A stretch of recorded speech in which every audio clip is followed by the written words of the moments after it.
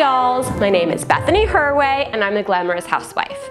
Today I'm going to show you how to make one of my favorite desserts, which is called chocolate caramel macadamia nut bread pudding. Now there's two reasons I like bread pudding. One, because it's simple, it's very easy to make, and the second is because it's delicious. Now before we get started, I would like to give a special thanks to today's sponsor, which is Hawaiian Host, and they not only provided me compensation for this video, they also provided the chocolates that I'm going to be using in the bread pudding. So let's get started. To begin the bread pudding, I'm going to start by making the custard. So into the pan that I'm going to bake it in, I put in 2 cups of whole milk and 2 cups of heavy cream. Then into this, I'm going to add a cup to a cup and a half of sugar, depending on how sweet you want it. Then I've got 2 large eggs and 3 large egg yolks. Those have been beaten and they go right inside the dish. And then finally, I have 2 teaspoons of the vanilla extract. And that creates the base of the entire dessert.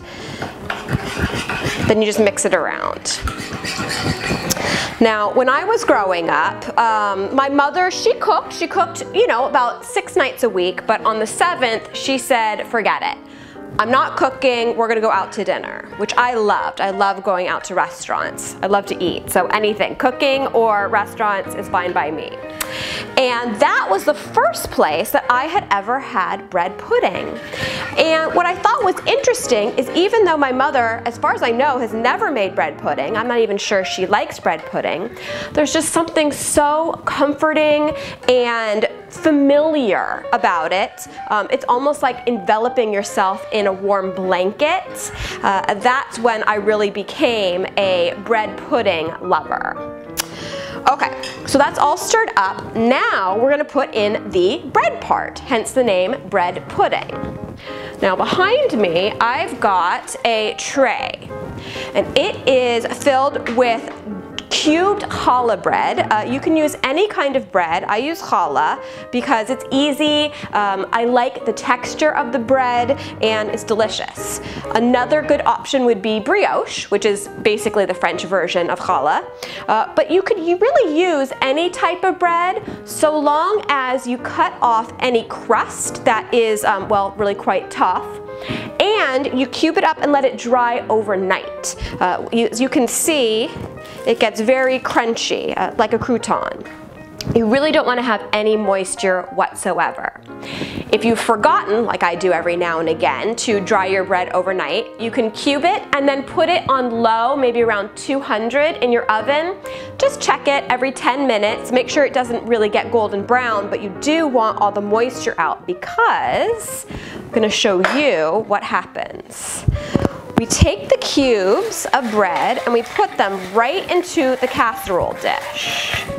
And what's going to happen is the custard is going to reconstitute the bread, and after you bake it, after it soaks and gets nice and soft and you bake it, the whole thing turns into this sweet, velvety, you know, delicious, smooth dessert. And like I said, it is delicious. Okay, there we go. So all of the bread is in, and you just take your spoon and carefully mix it around so that all the cubes are coated with the custard. Because you're going to want to make sure it all gets even, you know, as it rehydrates. All right. We have an escapee. Okay. Then the last thing you're going to want to do is I've got about a box and a half of these Hawaiian Host caramel macadamia nut chocolate clusters that I have chopped up into little pieces, and you're going to sprinkle that all over evenly your bread pudding. Okay. Now, what's gonna happen is you're going to let the whole thing soak for about 30 to 40 minutes to really let the custard get into the bread. So every, I don't know, 10 minutes or whenever you think about it, go back and very gently take the bread that's really soaked in on the bottom and bring it to the top and let the bread that's on the top that hasn't really, gotten to the custard part get to the bottom. So it all soaks in evenly. There you go. Now I'm gonna let this reconstitute, and then I'm gonna bake it at 350 degrees for around 40 minutes. And then I'm gonna come back here and show you how I plate it. All right.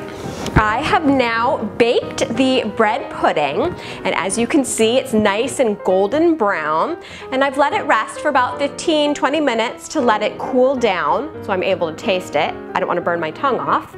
And I'm going to show you how to plate it. So, of course, you're going to need a plate, a fork, and a large spoon. The bigger the better. And you just take a scoop of the now succulent velvety bread pudding, and you place it right down on the top of your plate. And then I like to either serve it with ice cream or some whipped cream. There you go. And then if you'd like to finish it, I just take a little bit of the extra Hawaiian Host chocolates and kind of sprinkle it around the top. Doesn't it look pretty? All right, now comes my favorite part. I get to taste it. Very excited, okay.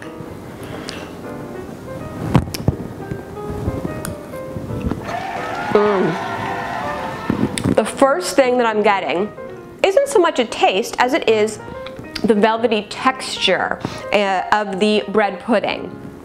Then of course I'm hit with the vanilla, the smooth vanilla creaminess. And then my favorite part is scattered throughout this entire bread pudding are the little candies that we've thrown in. So you'll be going along and eating it and everything's good, and then boom, there's an explosion in your mouth of chocolate, caramel, macadamia nut goodness, which is by far my favorite part.